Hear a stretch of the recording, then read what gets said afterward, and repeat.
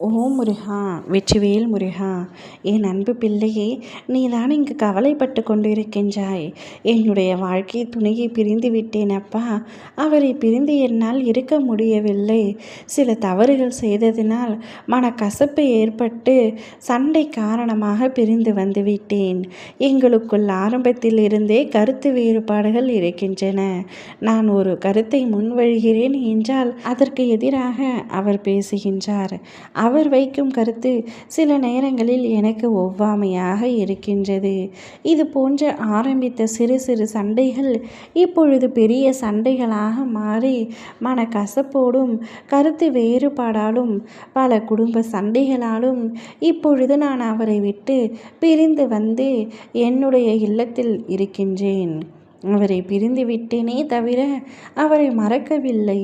எங்களுக்குள் கருத்து வேறுபாடு இருந்தாலும் அவர் என்னை நேசிப்பது உண்மை. நான் அவரை நேசிப்பதும் உண்மை. என்னால் அவரை மறக்கவே முடியாது அப்பா. கூடிய விரைவில் எங்கள் இருவரையும் ஒன்றாக இணைத்து வைத்து விடுங்கள். இப்பொழுது நானாக பேச முற்பட்டாலும் அவர் என்னிடத்தில் பேச விரும்புவதில்லை. என்னை வேண்டுமென்றே புறக்கணிக்கின்றார். அவரை பிரிந்து வாழ்ந்த வாழ்க்கை எனக்கு கொடுமையாக இருக்கின்றது. உற்றார் உறவினர்கள் வார்த்தைகள் கேட்டால் என்னுடைய காதில் அப்படி வலிக்கின்றது. தற்கொலை செய்து கொள்ளலாமா என்று கூட சில சமயங்களில் நினைத்திருக்கின்றேன்.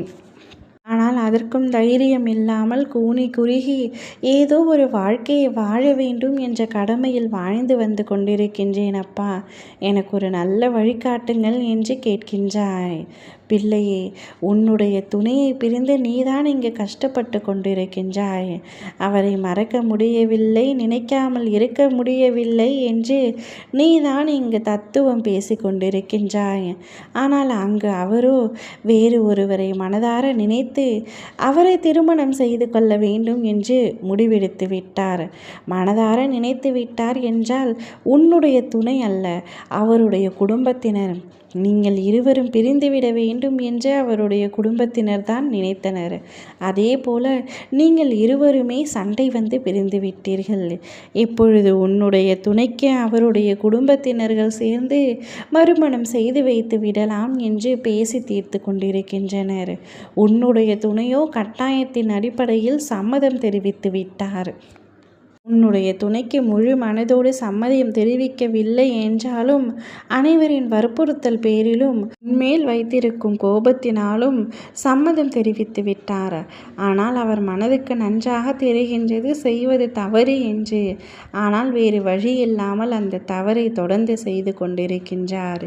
நிச்சயம் இத்திருமணம் நடக்காது. உன் அப்பா நான் நடக்கவும் விடமாட்டேன்.